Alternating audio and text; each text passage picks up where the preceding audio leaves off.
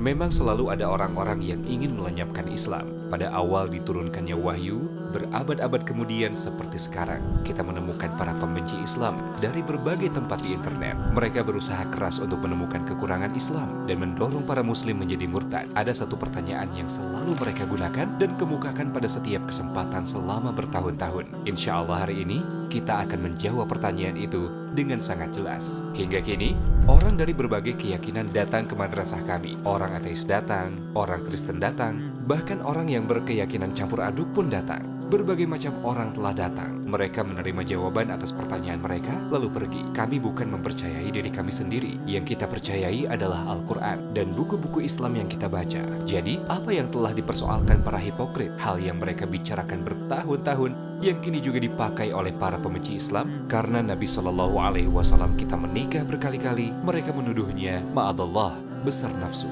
Mereka berkata, jika nafsunya tidak besar, maka dia tak mungkin menikah berkali-kali. Mereka juga berkata, jika jumlah perempuan yang bisa dinikahi dalam Islam adalah 4, bagaimana bisa Nabi menikahi lebih dari 4 istri sekaligus? Mungkin pertanyaan ini terlihat sulit dijawab, tapi mudah untuk dipahami bahwa hal ini sebenarnya adalah fitnah. Bagaimana? Hanya dengan melihat kehidupan Nabi Shallallahu Alaihi Wasallam. Jika hanya melihat satu bagian kehidupannya, kita mungkin salah menilai. Tapi jika melihat secara menyeluruh dari perspektif berbeda, kebenaran akan terungkap. Pertama, mari kita pikirkan pertanyaan berikut. Kapan pria memasuki masa pubertas? Umumnya antara usia 12 hingga 14. Iya kan? Tentu saja pada zaman itu di wilayah itu, masa pubertas dimulai lebih awal. Secara biologis, libido, hasrat seksual pria itu tinggi antara awal masa pubertas hingga usia 40. Setelah usia 40, maka akan menurun. Jika kita melihat usia Nabi Shallallahu Alaihi Wasallam saat menikah pertama kali, usianya 25. Usia yang cukup tua untuk zaman dan wilayah itu. Dan pada usia 25 itu, apakah Nabi Shallallahu Alaihi Wasallam menikahi gadis 16 tahun? Berapa usia Khadijah radhiyallahu anha, istri pertamanya? 40 tahun, dan dia adalah janda. Seseorang yang sudah pernah menikah sebelumnya. Ditambah, dia sudah mempunyai 3 anak. Kemudian Khadijah radhiyallahu anha yang melamar Nabi. Nabi terkenal tampan dan beretika. Nabi juga terkenal suci dan jujur. Tak ada yang pernah mendengarnya berbohong. Semua orang mempercayainya, hingga mereka menggelarnya Al-Amin, yaitu dapat dipercaya. Bahkan para musuhnya tak ragu mempercayakan barang mereka kepadanya. Jadi, sangat mudah baginya menikahi gadis manapun. Tapi dia menikahi perempuan parubaya pada usia di mana libido seorang lelaki mencapai puncak. Dan dia tidak menikah lagi sampai Khadijah wafat pada usia 65 tahun ketika Nabi Shallallahu Alaihi Wasallam berusia 49-50 tahun. Jadi selama 25 tahun, ketika usianya masih muda, dia hanya menikahi 1 orang.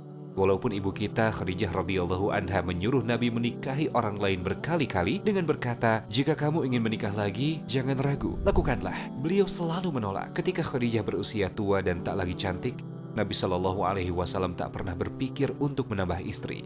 Setelah Khadijah wafat, selama 2 tahun, Nabi sendirian. Jadi siapa yang berpikir waras dapat mengatakan, jika Nabi nafsunya besar, jika benar begitu, bukankah akan terlihat buktinya ketika usianya muda, ketika libidonya di puncak? Namun, kehidupannya menunjukkan sebaliknya. Pernikahan Nabi Shallallahu Alaihi Wasallam berkali-kali yang mereka persoalkan terjadi setelah usianya 50 tahun. Jadi pasti ada alasan dan manfaat lain dari pernikahan-pernikahan tersebut. Kita akan membahasnya juga. Tapi, ketika kita melihat kehidupannya, kita jelas mengerti bahwa tak seorang pun bisa memfitnahnya sebagai bernafsu besar. Apa alasan untuk pernikahan-pernikahan itu? Apa hikmah di baliknya? Kebanyakan kita suka film perang sejarah kan? Dalam film itu kita melihat tradisi pernikahan antara suku dan kerajaan. Contohnya anak perempuan Raja Skotlandia menikahi Raja Inggris. Ada banyak pernikahan serupa dan tak terhingga contohnya ada dalam sejarah.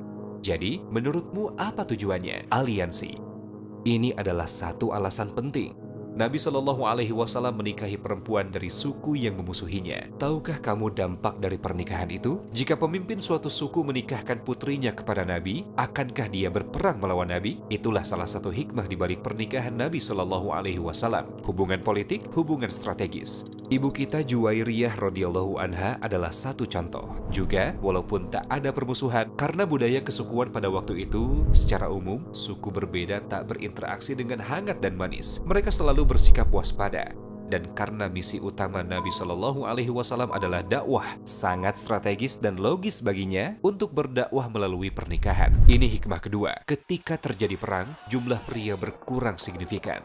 Karena itu, ada banyak janda pada zaman Nabi Shallallahu Alaihi Wasallam dan sejumlah alasan lain, seperti sejumlah sahabat Nabi kita Shallallahu Alaihi Wasallam juga menikahi perempuan yang butuh perlindungan. Memang, kebanyakan pernikahan Nabi adalah dengan janda. Apakah seorang lelaki bernafsu besar akan menikahi wanita berusia 50 tahun dengan 5 anak? Apakah itu masuk akal? Maksudku, bukankah niat orang yang mengatakannya jelas begitu tak baik dan tak jujur? Sekarang, alasan ketiga dan terpenting. Pernahkah kamu mendengar istilah istri-istri suci? Ini adalah istilah bagi istri-istri Nabi Shallallahu Alaihi Wasallam. Jika kamu memerhatikan siapa yang mengajar kita, terutama di rumah, para ibu kan, kita tak menyadari betapa banyak yang kita pelajari dari ibu. Pada zaman itu, para perempuan juga perlu belajar. Namun karena Nabi tak bisa mengajari mereka satu persatu, dan karena perempuan tak bisa membicarakan semua hal dengan seorang pria, terutama dengan Nabi, harus ada perempuan di rumahnya. Para istrinya yang melihat dan menyaksikan setiap keadaan dirinya, menjadi muslimah yang sangat berpengetahuan dalam semua aspek agama. Jadi mereka akan mengajari semua ibu dari umat Islam tentang hal-hal agama. Dengan kata lain, suatu sistem seperti les privat yang didirikan bagi para wanita di zaman itu. Hadis merupakan unsur signifikan dari agama kita. Tapi siapa periwayatnya? Para sahabat meriwayatkan hadis yang berasal dari luar rumah Nabi Shallallahu Alaihi Wasallam. Tapi bagaimana dengan hadis yang berasal dari dalam rumahnya ketika tak ada sahabat, terutama tentang hal-hal khusus mengenai perempuan? Siapa periwayatnya? Para istrinya. Untuk memenuhi tugas sedemikian penting, harus ada banyak istri yang berbeda satu sama lain dari segi karakter, kepribadian, kemampuan, minat, dan usia. Kamu mungkin tertarik, hampir separuh dari aturan dan informasi dalam Islam berasal dari para istri Nabi kita. Ibu kita Aisyah meriwayatkan hadis melebihi Umar radhiyallahu anhu dan Abu Bakar radhiyallahu anhu sekaligus. Singkatnya, berbagai pernikahan Nabi disebabkan oleh ketiga alasan di atas. Jika kamu ingat, ada pertanyaan lain.